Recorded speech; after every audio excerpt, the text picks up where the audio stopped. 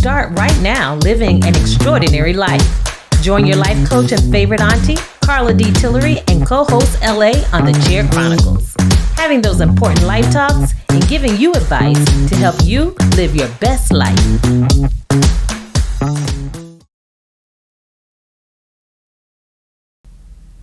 LA! Hey, we're back. We're back. Yes. So today, what we want to do is really start to focus a little bit on the work environment. Sounds good. Because I continue to get questions about that when I'm working with some of my clients who are really looking to advance themselves into leadership roles. Wonderful. That's good. But today I want to talk about the difference between being a leader versus being a manager. That's a good one. Because there is a distinction. Absolutely. And sometimes we're not seeing that elevation we're looking for in our career because we have not made that subtle shift from being a manager to really being viewed as a leader.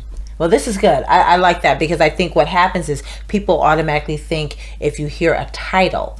Oh, that's good. That's it. That it's all about the title. Right. Manager, leader, director, senior. They automatically think, okay, that means that I do these things. But they're very different. Very different. They're very different. So this is good. So let's unpack dive it. in and talk about these sort of character traits that I think sometimes get confusing when you're thinking about a manager versus thinking about a leader. All right.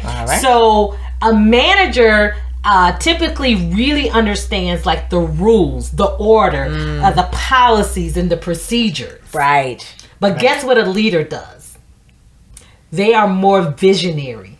And they really are thinking more strategically about the direction of their group or the direction of the company or whatever it is that they're responsible for. They're thinking about the vision of that organism and they're thinking about the strategic direction. And look at the word managing. Yes. Processes. Yes. People. Yes. So it's totally different as opposed to someone, like you said, a leader, someone who is taking on the mantle of, leading forward. What are we doing? Why are we doing what we're doing? What does it take for us to get there? So it's a big shift and big difference. It's that's a big good. shift. That's good. Yes. That's good. Yes. That's good. So leaders are visionary. Yes. And managers are very much focused on like that day to day, the policies and the procedures of getting things done. Great. All right. So another trait is, let's talk about how they exercise their power of authority. Oh, that's a big one. Because the first thing people think about when they're in those roles, not everybody, I'm going to be able to boss people around. Right. Exactly. And so what ends up happening for a manager is because of their responsible for the day to day, they're very focused on just how they delegate work out. Right. So it's more coming out in forms of commands. I need you to just do this, this, and that. Sometimes it does not come with the why. Why is this important? Why is this necessary? How does my role fit into the bigger picture? And so it's like you just run to the desk. I need you to do this. Go take this done. When you're done with that, come back. And it should be more than that.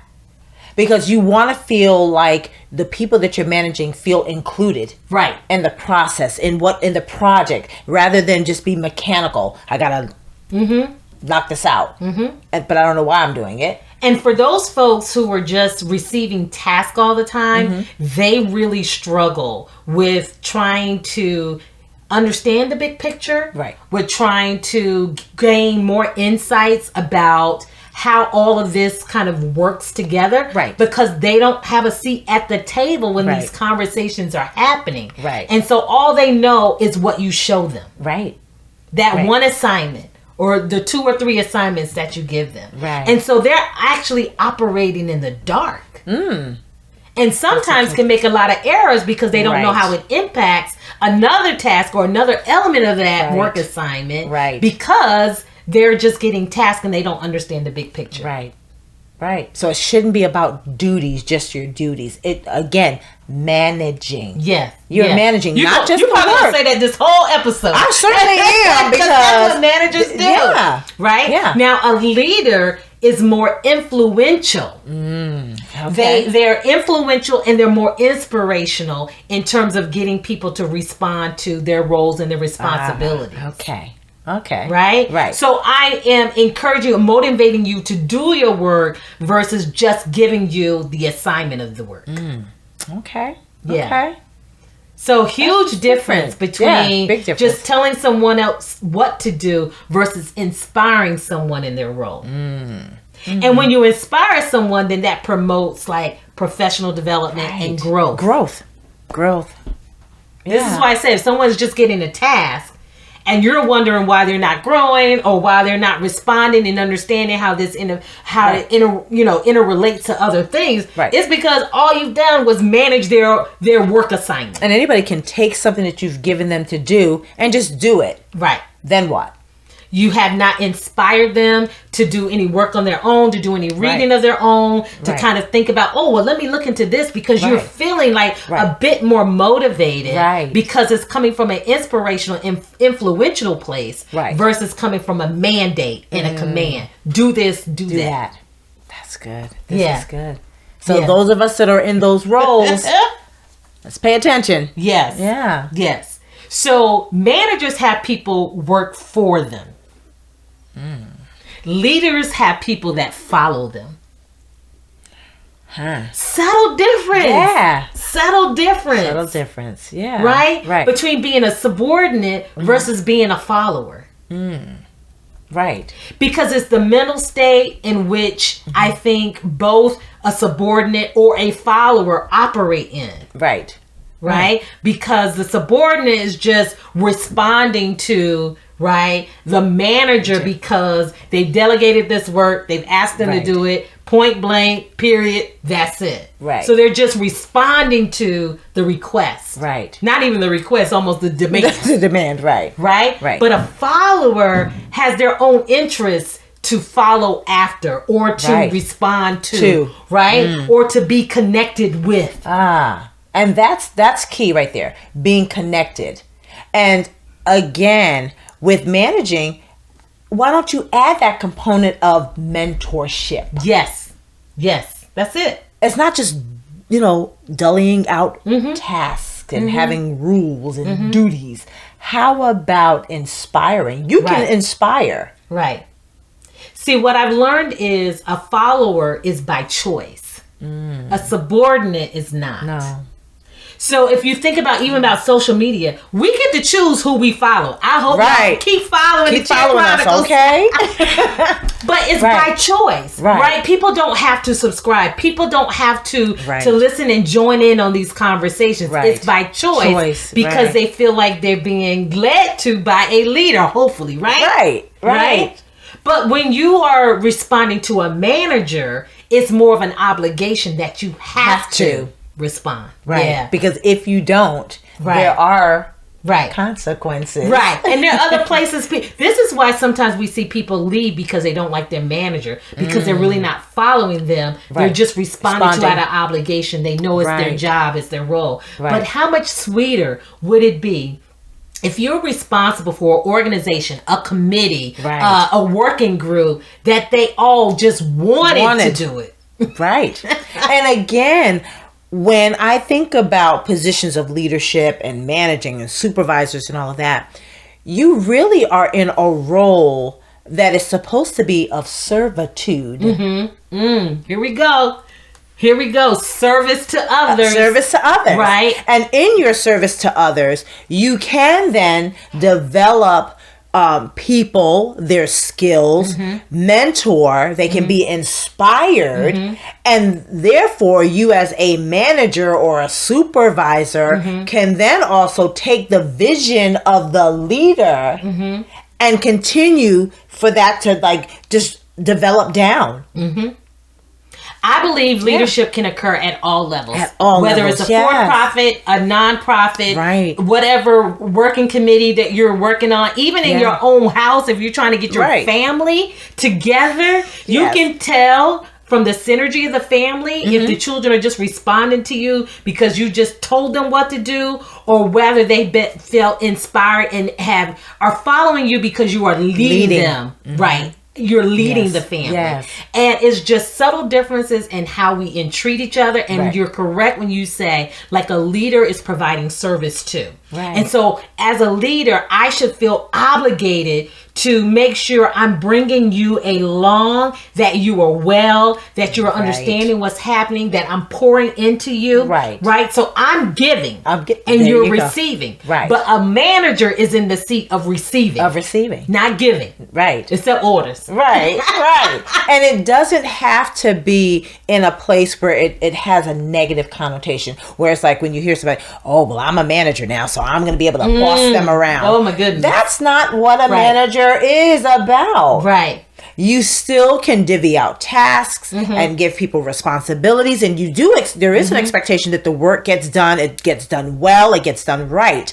But what are you doing to help foster that? Right. So although the person is obligated as a subordinate to get the work done, but do they feel excited about doing it? Have you made them a part of the process? Right. And like you said, more so than you just divvying out the task. Exactly.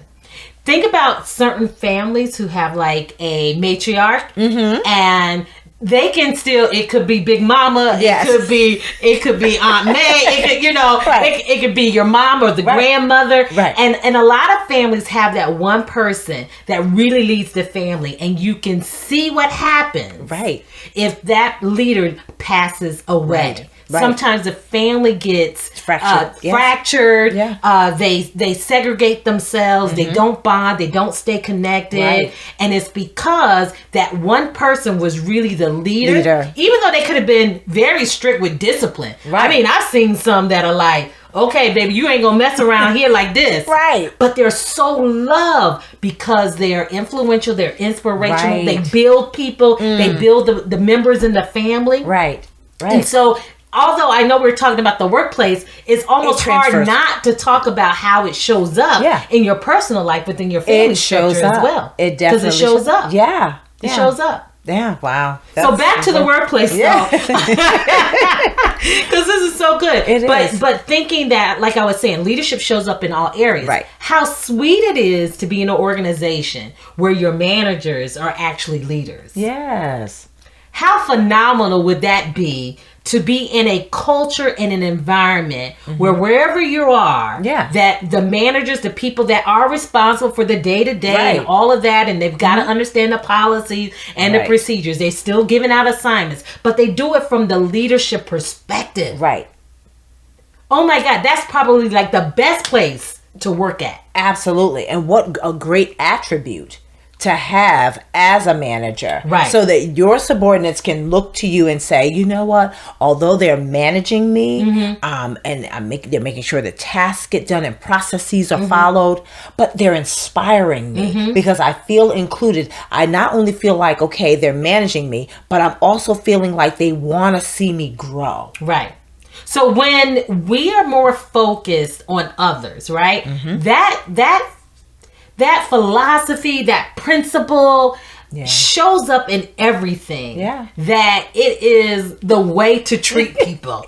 That's it really at the end of the day. It's to actually be, and this has nothing to do with, self mental health. There are times you got to take your own, take your time for yourself. But the point is when we can really be focused on building others. Right. There is so much benefit, so many advantages to that. Right. And it shows up particularly when you're able to be a part of a group, right? That you can just see the success written all over it. Yes. Because you're not comparing to people. Right. And I think that's dangerous. Managers do that sometimes.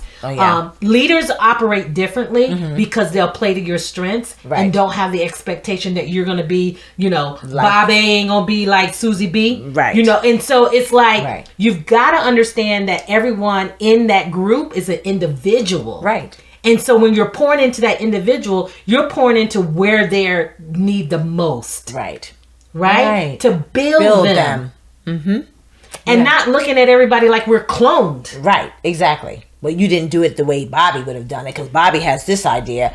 everyone is individual, and we find that happens a lot when we get to the place of looking at reviews and how a person is, when a manager has to give someone their review. Yes, because it's in comparison of the other team member. Right. And yes, there are going to be like a set role and responsibility. They have the same position, but we have to understand and go beyond that to understand the individual and the person. The only way you're going to do that is by spending time with them, getting to know them, actually understanding their strengths, areas of growth, and then pouring into them, coaching them, developing them. And when you don't develop and spend the time, then that's why, you know, we have some of the issues we see in the workplace. Right. The competitiveness. Yes. Right. We see the comparisons all the time. Yes. And then, you know, when you see elevation happens from a peer and then goes to elevation, then they're jealous. Then they're upset. They don't want to respond. Right. Then they're like declining meetings. Like, you know, it just, are they playing favoritism? Exactly. You know, it's this person over, you know, they poured more time into that person than me. Right. You know? Right. So like you said, a leader is going to be people focused and a manager is work focused. Wow. Those are good. Yeah. Those are good. So, the leader raises expectations and the manager maintains status quo. And I thought that was interesting. That's interesting. It is. Because I think there still are some managers that want to raise the bar. Right. Because when you're managing a group and the group does well, obviously you do well. Right. That's a reflection of you. That's a reflection of you. So I don't know as much about whether I wholeheartedly agree that they just want to maintain status quo, but I do think it's still very much focused in on the work versus it's focused on the people. Right. And getting them to elevate their mind. And the only way to do that is to continue presenting opportunity. That's right. That's the way elevation comes is when you're presenting more opportunity for them to get involved in different things. Right. And that's a part of the growth. But that's raising the expectation. Right. I haven't. We're working together, and let's just say I'm in a leadership role. Right. I have an expectation that you will not just stay where you are a year later. I want to see you elevate. Right. So I'm going to say my expectation of you is you're going to take on this to grow. You're going to take on this. But I have a responsibility to make sure you have some exposure. That's it. So I need to give you the opportunity so that you can like get hungry for it. Right. It's hard to get, you know. You go to a restaurant, right? You might have a little appetite, but it doesn't really taste. You don't really know what you're gonna get until you start to taste it, and then your appetite increases. And it's like, I want some more of this. This is good, right? So I have to give you something for you to understand how sweet it is, right? In order for you to even have an increase in the appetite for that. That's a great example of it. Yeah, that's a great example of it. Yeah, and I think again, like you were saying, we've got to get out of these roles and this is just what we do. And again, you as a manager, you have a great opportunity not just to be, I don't like to use the word taskmaster, but it's all about the task. You have a great opportunity to roll up your sleeve as well, and be inspiring and want to see people hit that next level. Yes. That's right. You want them to grow. You shouldn't want them to stay where they are. And when they look good, you look good. Yeah. So a manager exercises their power and a leader develops power. And it's not just power of themselves, but it's giving authority and power to the team to start to make some decisions. And that only comes with building confidence. Yeah. Building confidence and building trust. Right? Because sometimes you'll feel like, oh, if I'm not in charge, I can't really trust that you guys can get it done for me. Oh, right. Yeah. They'll feel like they can't trust that you're going to get it done. And then sometimes the individual will feel like, I don't trust my decision that it's the right decision because I'm not in charge. Right. Wow. So it works both ways when it comes to like instilling confidence and saying, no, you'll make the right decision. Yeah, you can do it. I trust that you'll make the right decision. But then what happens I have seen this is that it is very hard to relinquish that trust. And a leader really works on developing trust with their team members and not expecting them to do it exactly the way they would do it. Because if not, I will expect you to always make my decision, or your approach will be the same way I would do it. And that won't happen all the time. No, it won't. And then there's an expectation that when it doesn't happen, then that person has failed. They haven't done, exactly. You know, why are you here? I don't get it. And if they've ever failed, then sometimes the manager will never go back to that person. But a leader will. A leader will keep developing. Right? Unless you get to a point where it's just, like you recognize that this is not the right place. Right? But until then, a leader will keep trying to build. A leader will keep trying to give you opportunity and exposure, and will have those conversations and mentoring you and say, well, if this is not it, then maybe this is your focus. Yeah, true. Right? That's good.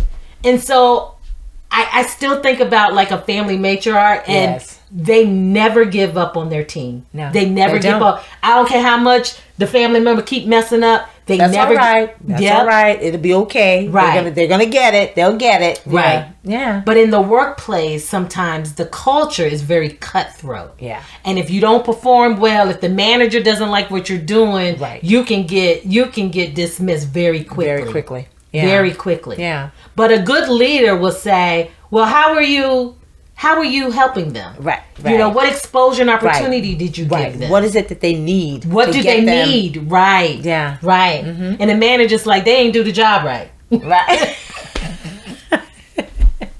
Now, we're not saying all managers do this, but the overall theme is, we are speaking very generically. Yes, right. We always got to put that disclaimer. But I think we all have been, in workplace situations where we've seen that happen. Yes. Where it's like, you're out of here. Yeah. The person is out of there, and you're like, wow, you didn't give them a chance. Right.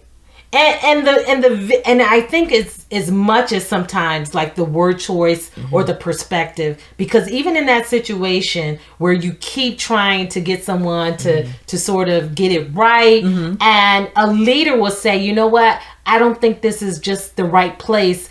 I think this would be more helpful, or this kind of industry, or this kind of job. Right. But a manager is just like, they didn't help me with my bottom line. You got to go. Yeah. Different. It's not that the result is not the same, but it's the perspective of how you deal with it. Yeah. Wow, this is good. This is good. Yeah. So, here's another one. A leader creates change, and a manager reacts to change. So it's almost still connected back with the leader being visionary in terms of creation. Right? Having the ability to sort of make an environment what you want it to be, and creating the right changes for the evolution of that organism, the group, the company, the working group, or your team. And a manager is not thinking visionary because they're so focused on the work that they end up most of the time being in response mode. Because we got to get this done. We got to get this done. So then if something happens, we're being reactive versus proactive. Right. And they're not pulling themselves up out of the weeds to kind of see ahead. Yes. Yeah. For them, it's about getting the task done. It's about getting the task done. About getting the task done.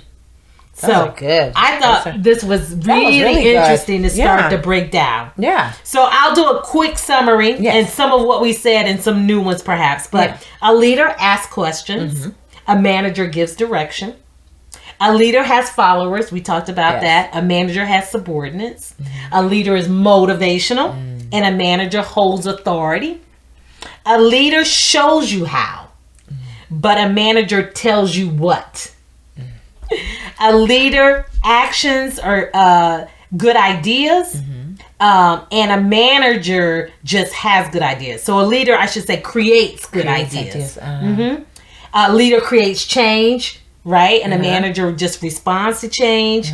And this is one I didn't say. A leader makes heroes. Oh. And the manager tries to be a hero. Wow.